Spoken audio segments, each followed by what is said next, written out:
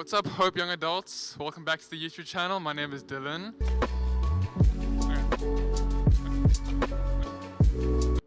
And today I'm giving you a little brief look into my life with my testimony. For the most part of my life, we were considered as a nominal Christianity family. So in other words, we classified or fell under the umbrella term of a Christian.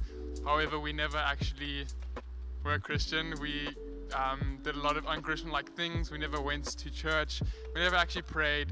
We never actually ever had a relationship with God, which is completely the opposite of what Christianity is. And it's quite funny to look back and say we called ourselves Christians, but we weren't. So anyways, so we're like that for most of my childhood. And as a kid, you don't really think too much into religion and that kind of stuff. Since we never went to Sunday school, we never went to church, it never really crossed my mind for religion being a big thing in my life. And then fast forward a little bit to about when I was 14, my parents were really starting to decline, and it ended up in their unfortunate divorce, and that really did crush me. No kid wants to see their parents divorced. It took me a very long time to recover from that, mainly because when you're like 14 as a male, like your hormones start like developing and you start going through puberty and stuff, and things start changing. And I found myself extremely angry. I found myself enraged the whole time. I had a very short fuse. I can remember being at school and just playing touch rugby, and people would like annoy me, and I'll just straight up tackle them to the ground, or this guy would pull on my jersey and I'll just push him to the floor. And I was just a very short fused person, not really nice to be around. I was very insecure, but I kind of try to make it up with being rough and tough, in a sense where I would just try and be better than everyone else because my parents are now divorced and I'm angry, so I try and make up somehow. And then fast forward into high school, things were going quite well. Finally got over the parents' divorce, and it's not too bad. You get over that eventually. I started falling into the traps teenage boys fall into, pornography and the masturbation and stuff like that. You don't actually realize how severe you are in it until you try and stop. I would definitely say that doing it more than nothing is wrong. I started experimenting with a lot of things. I was quite curious with like other guys. I never classified myself or never came out as bi or gay, but I definitely did start messing around a little bit and start kind of turning my eye that way. And yeah, so that's bringing me to my like darkest point in my life, going through matric finals. And I was meant to be leaving to overseas this year, 2021. And at that stage during matric, my whole family was pretty much solidified in Hope Church, and they were quite deep into it. They all were in small groups, they all did discovery, and they all were baptized. And I was the only one in my family that wasn't really. And I can clearly remember the one time I came to youth. It was my first, it was a Sunday. Never mind, it was a Sunday after the service. And I was at the coffee stand, busy making myself a cup of coffee. And I don't know anyone. And these two guys come behind me and they start talking to me. And then obviously I soon come to realize that it was James and Mishak. And kind of those are the first two people that really introduced me to the Hope Church culture.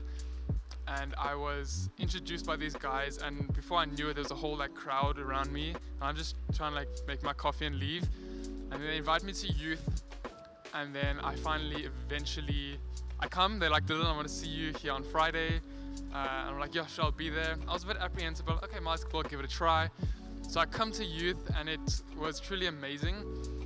I think it might have been an encounter night that night. I can't exactly remember, but I came to an encounter night a few Fridays after that, and that's where I really truly felt the presence of God the first time ever. Was because I'm a really like awkward and shy kind of guy, especially when it comes to like worshiping kind of stuff, like dancing, like raising your hand and stuff. And I was kind of just standing there like really awkward. Everyone's like jiving, jumping around. That was kind of before the hectic COVID regulations. Everyone was jumping around, doing trains. And I'm kind of just stuck here.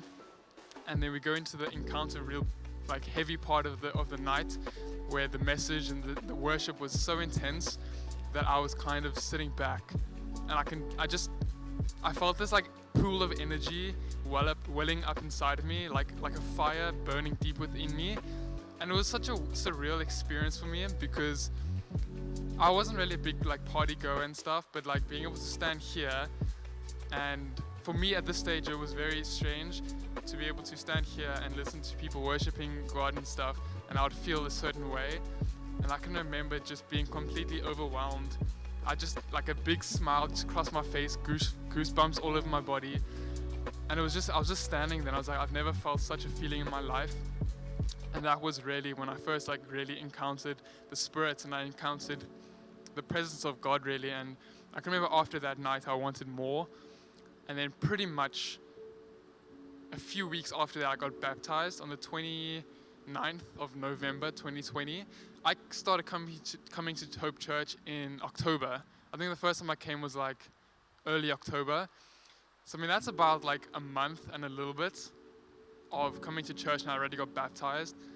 It was a definitely big change. I wasn't expecting as big of a change as I did. And another point, I can remember having a small group at youth, like right over there in a circle in Mishak's grade 12 group. And we all had a deep chat about all of our insecurities, all of our struggles. And for the first time ever, I came out to the boys who I don't even know. I don't even know the church. I don't even know the people. It just felt right for me to confess my sins to them. And I told them, for the first people ever, my parents didn't even really know what it was or what I was. So I told the boys there, and the moment I told them who I am really, the massive weight off my shoulder just came off my shoulders. And literally ever since that day, I completely switched around. Obviously you have your hurdles here and there, your little speed bumps, but the general trajectory of my progress was definitely up.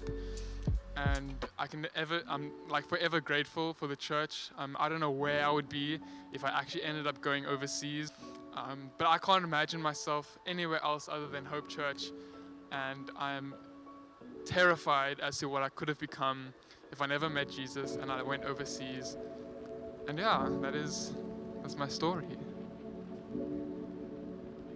Alright, so thank you for listening. I hope you enjoyed. Smash the like, comment, subscribe, share it to all your friends, and I'll see you all next time.